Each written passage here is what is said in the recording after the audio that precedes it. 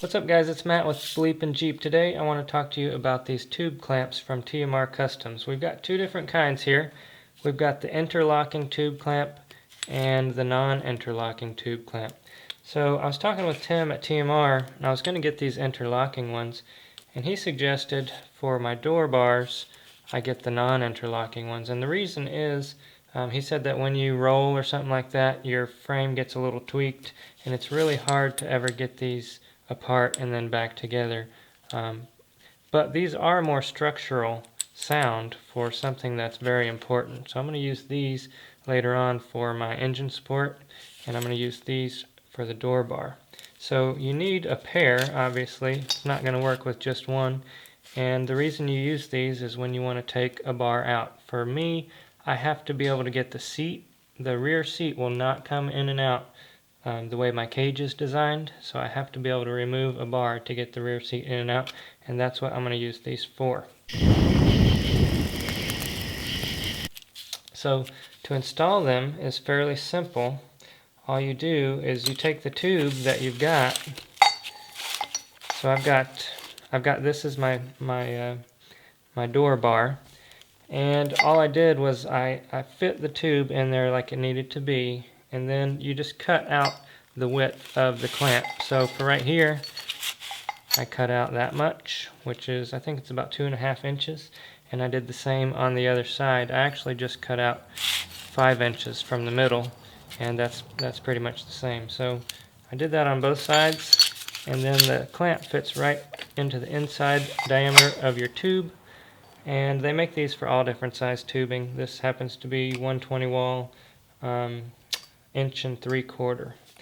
So the cool thing about these tube clamps is that the bolt heads are inset, and you can flip them around either side. So you can have the nuts on either side, and you don't have to get a wrench back here to tighten these down because they fit tight in between that shaved out piece there, and so you don't have to get a wrench on there. They just tighten from the one side.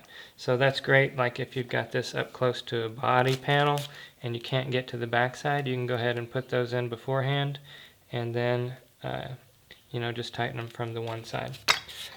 So after you cut your tubing, you want to bevel the edges, and after that I'd like to rosette weld these in. So what I need to do is drill some holes, and I'm probably going to drill 2 or 4 holes, and then I will weld those solid and then weld this around the outside. Okay, so I've marked 2 holes on either side of each piece of tubing, and I'm going to go ahead and drill that. Some people call that plug welding. I need to mention that. People are going to get on to me. But basically what you want to do is drill a fairly large hole. If you drill it too small, then you're not going to be able to get enough weld in there to melt that bottom piece. So it needs to be fairly large.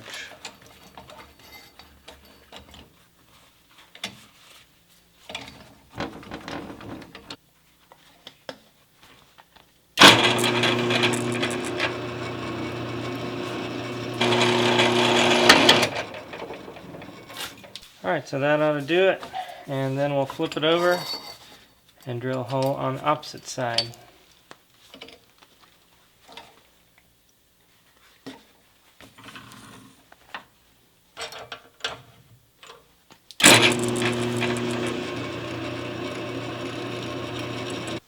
Okay, I've got all 4 pieces drilled for the plug welds, but when you do that, it pushes out the inside, and then you can't get this in there because of the metal on the back side of these holes. A nifty trick that I found, if you take a hole saw, just the right size, this is 1.5 inches for the 1 3/4 inch OD tubing, it fits perfectly in here. But instead of going forward with this, you want to put it in reverse, otherwise it's going to catch and rip your arm off. So if you put it in reverse, it'll be just enough to get rid of that those little chips in there.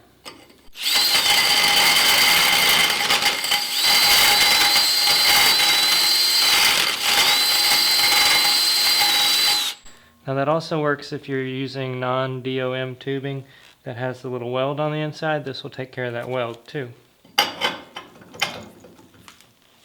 Okay, so I marked all these beforehand with A and B, so I wouldn't get confused. So let's put everything together.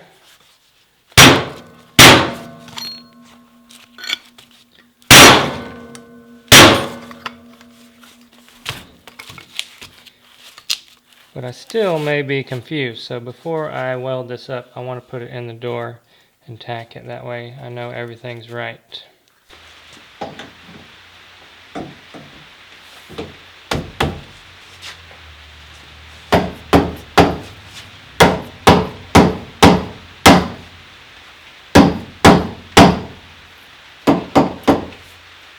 Alright, it's starting to rain, guys, sorry. But the next step is to make sure that both of these are in the same plane. And I've decided that I want the stresses to be able to push inward. So I want this to be the inside clamp and the outside clamp, if you understand what I mean.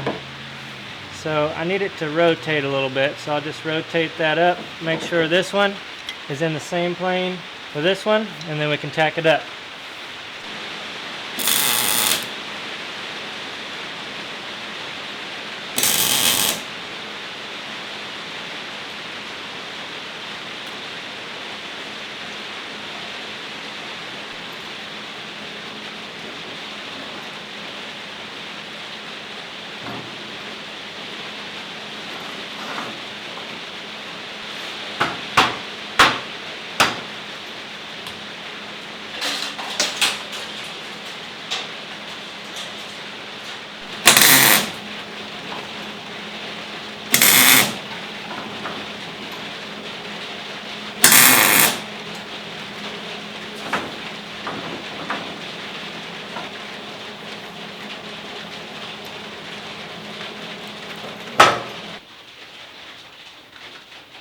Alright guys, well I'm not ready to weld that in permanently just yet, but once you do weld that in, so you weld the plugs, then you weld around here, then you put it in, then you weld all around, and once you get that fully welded in, you'll be able to unbolt these bolts and pull this straight out, and I'll be able to get my seat in and out.